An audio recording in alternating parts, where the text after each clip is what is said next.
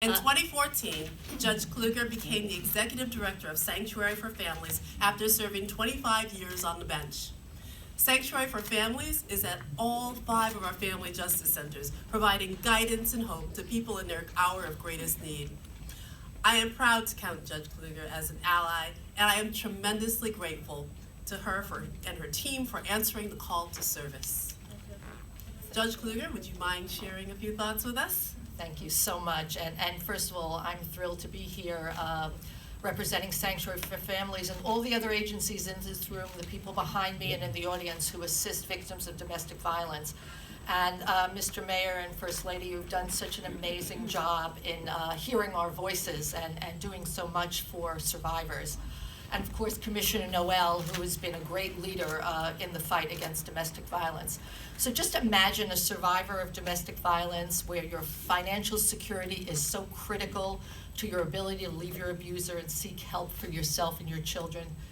Imagine the impossible of having to decide whether you can file an order of protection or you will lose your job.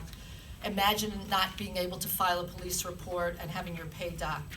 All these decisions will be much easier because of the initiatives that the mayor will be describing. I just want to bring the personal into this for one of our survivors who, because of confidentiality, is not here.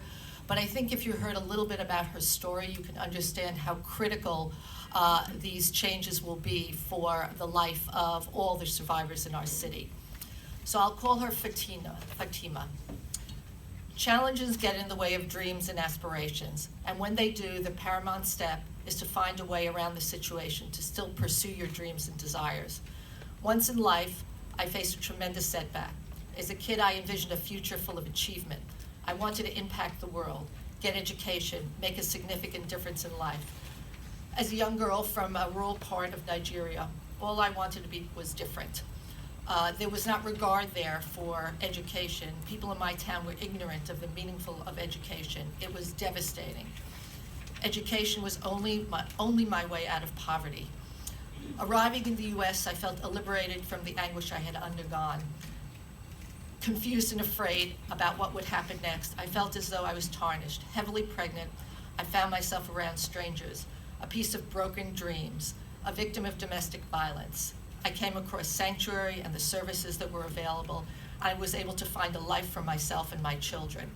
Without the help that's available in New York City, this would not have been possible.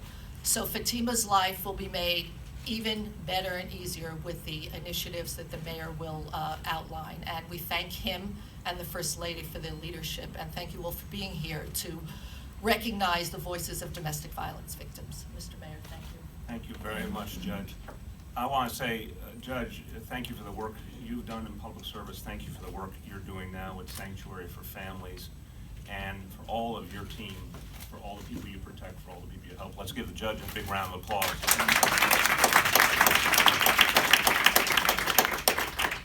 This is a sacred cause. There are so many people in this room who have devoted themselves to protecting victims of domestic violence. And understand this is yet another area where we have to overcome stigma.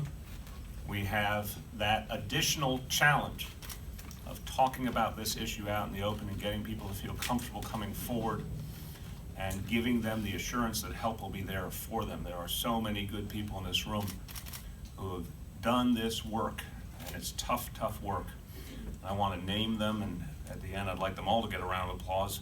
I want to first thank from our administration, of course, our wonderful Commissioner for the Office to Combat Domestic Violence, Cecile Noel. Thank you for your tremendous leadership. Our Commissioner for Consumer Affairs, Lorelei Salas. Our Executive Director for Commission on Gender Equity, Azi Khalili. And then the organizations that are truly our partners in this work who are present. I'd like to acknowledge all of them: Safe Horizon, A Better Balance, the Urban Resource Institute, the NYC Anti-Violence Project, Legal Momentum,